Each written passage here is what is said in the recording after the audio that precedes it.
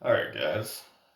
Gonna do a little active recovery here. Get my box of rice and tell some stories while I do it.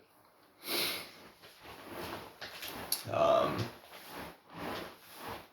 when I was, let me think, I believe I was 23 years old at the time. In fact, I think I turned 23 actually during this trip. But at the time, 2013, I believe it was, two of my friends were living abroad. One lived in Morocco, Fez, Morocco to be exact, and the other lived in Beijing, China. Cannot recall the district of Beijing, but he was over there. Now, I had just got my first work contract. Had a good amount of money saved up, and I was like, you know what? This will be a great opportunity, possibly my only opportunity to visit these places. And I was missing my friends, so went ahead and figured out the whole visa process and all that. Booked my tickets, all one way, all shittier airlines. Ended up being kind of cheap. Probably plane tickets alone, I think was about $1,400, something like that, which is a pretty damn good deal going to two different countries. Pretty much, I think actually literally flew around the world to do this. So not too shabby. I was gone for about, I think a little bit less than a month. Went to Morocco first. Beautiful country. Loved it. It was during the summer, so it was extremely hot. But nothing that I wasn't used to. Living in Georgia all my life.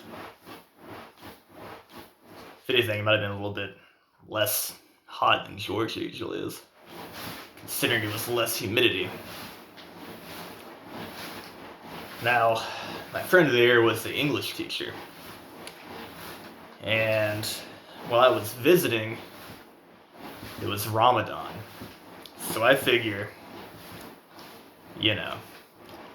when in Rome, the quote goes, do as the Romans do. So I'm fasting. And at that time, I'd messed around, experimented with intermittent fasting a lot. However, that kind of fasting was not from water, whereas Ramadan fasting is from, everything. Water, food, sex, drugs, whatever. It's complete spiritual fast. You don't then take anything or do anything unholy. So it's super interesting. I had sort of a, I don't know if you want to call it a spiritual experience, but honestly, it was more of like I was just kind of like high or something from fasting so long. And hiking. I hiked in these mountains. God, what's the name of this place? Chefchaouen, the mountains of Chefchaouen. And by the way, Chefchaouen, beautiful place. Look that up on Google or go there yourself sometime. Very old town, painted blue. Everything's shades of blue in this town. Very beautiful. But anyway, there were mountains, I guess, near, and we went on like a kind of a tour, right? Had a tour guide, hiking guide, whatever you want to call it. We hiked up this mountain, and it took like 5 hours. It's kind of a serious hike, and completely fast the whole time. And man, I was in an altered state by the end of it. You know what I mean?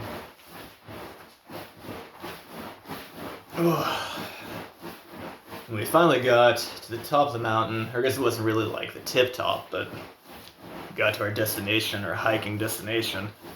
It was a beautiful waterfall and like pool. It was freezing, but it was amazing. So definitely a unique experience. I just remember feeling such a peace, within myself and the nature around me. I was so exhausted and fasted that I was like practically hallucinating. It's like I was on mushrooms or something. Like it was kind of psychedelic. Everything was like popping out at me. You know what I mean? Colors and lights were brighter, that kind of thing. Very euphoric. Very interesting. But I was exhausted shit after that. Still the hike, the way back, it was an all-day thing. Man, crazy. The coolest part about being in Morocco during Ramadan was not much was open during the day, and that kind of made traveling safer in a way. Not that, Morocco is any more dangerous than the USA or anything. But I think, traveling in any country where you don't really speak the language is just kind of, in general, sketchy, you know what I mean? So, it was interesting to travel during the day when my friend was teaching. I was to go by train, and either wouldn't be a whole lot of people around, or the people would be around were as, like, screwed up as I was in terms of just being, like, exhausted and, just walking around like zombies with no energy. Most people don't work during the day, right? Some essential things are open, like pharmacies and stuff. But for the most part, nobody's doing jack shit because they're too tired. But at night, everything would come alive. People would, break fast together.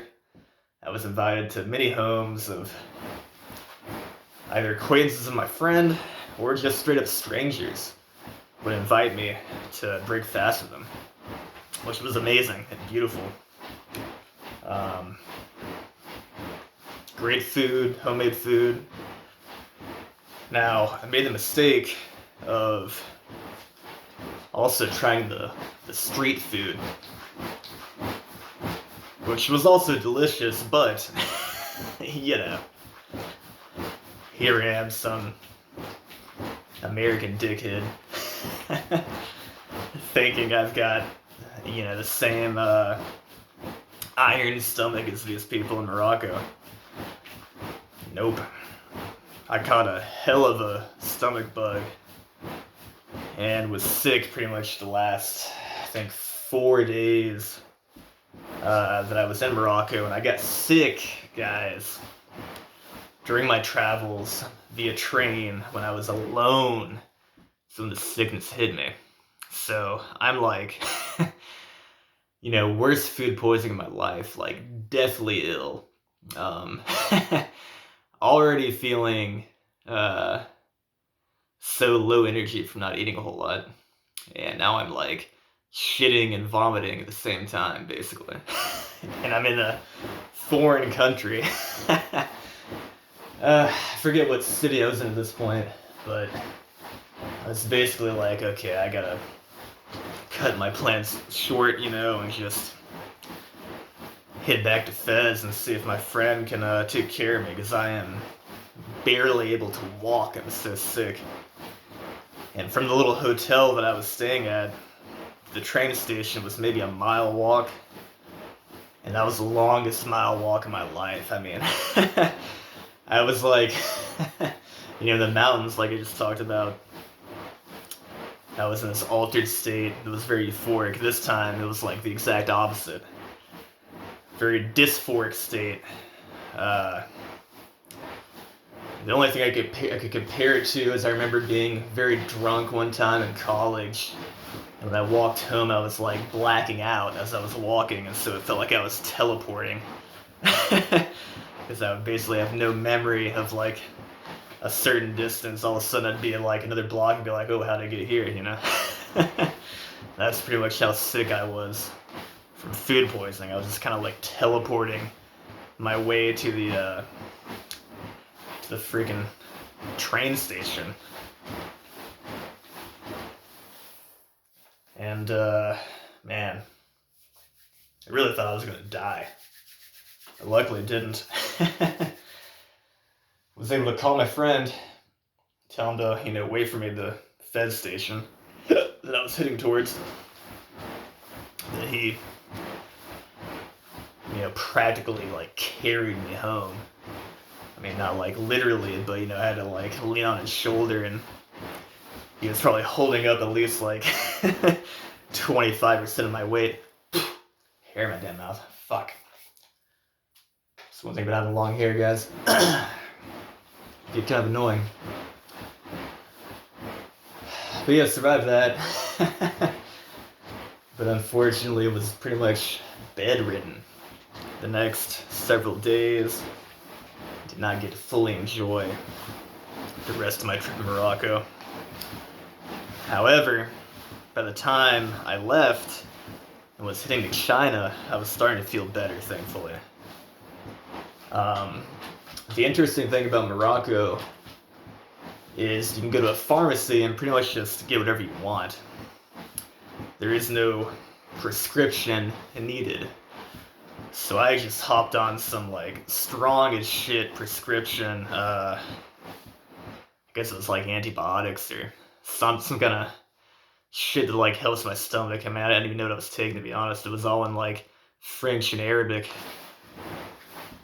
But the pharmacist, saw how sick I was. My friend knew enough Arabic to tell him like that I had a stomach problem. I don't think he actually knew the term for food poisoning in Arabic, but the pharmacist was smart enough to figure it out and gave us some strong ass meds. So that was great. But anyway, flight to China, pretty much the flight was so long to China that I kind of like got well. Like slept most of the trip. Woke up feeling pretty decent. Even ate some like airplane food. And time I got to Beijing, I was feeling pretty decent, feeling pretty good. And I did manage to enjoy the entirety of my China trip.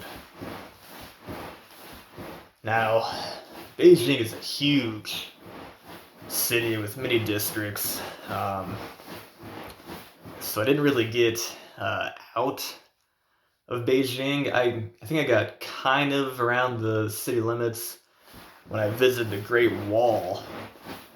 And I might save that story for another time. It's a crazy ass story too. But we'll talk briefly about one thing that I saw in China that really, I guess, inspired me. And that was Temple of Heaven Park. Now, if I remember correctly, this was like the garden of some like, emperor of China way back in the day. It's now like a public park, right? Beautiful, huge place. Oh, that's good enough. Let me do some shoulder stuff. So I'm wandering around, enjoying the all the trees, plant life, gardens, flowers and shit. And I'm like, I found like a nice little clearing. I saw some people practicing like kung fu, so I started practicing like taekwondo forms, which was pretty funny. People were like looking at me like I was like, they're like, who the hell is this random white dude doing like martial arts up in here? uh, and even some dudes that were in the Chinese army like ran by. They were exercising. Fresh recruits, I assume. Let me scoot my shit over. They saw me doing the forms, and they just ran over once I was finished to talk to me with a little bit of English they knew. And I was telling them that was Taekwondo. Of course, they never heard of Taekwondo before. They knew the fuck I was talking about. Eventually, I was just like, Kung Fu, it's Kung Fu. And they were like, oh, Kung Fu, or whatever. And we're like shaking my hand and shit. That was pretty funny. Shortly after that, I find this area that's like a calisthenics park. Which, I know there's some in like New York and cities like this, but why aren't there more calisthenic parks in the USA, man? You know what I mean? That'd be awesome if we had that. But yeah, it was all kinds of gymnastics, equipment, just hanging out for the public to use. And there were these old dudes, talking about, gotta be in their 70s at least. And they're Asian. What's that, what's that saying talking about like Asians don't raisin? So, who knows? These guys could have been fucking 80 for all I know. They were in great shape. I guess it seemed like they used to be gymnasts or something, right? They're doing all kinds of advanced gymnastics exercises. One guy, I swear to God, must have been at least 75, and he just hops up. The guy was probably 5'2", leaps up to this high bar. It must have been at least 3 feet above his head. He just leaps up, grabs it, and starts busting out reps, clean ass, powerful reps of muscle ups. I think I counted he did 12 of them in a row. And then hopped back down, not even out of breath. And I was like, what the fuck did I just see? It was crazy. But it really inspired me. I was like, damn. Maybe calisthenics is the way to go, man. Oh, this burns. Excuse me while I finish this one up. Oh. Whew. Need a little water.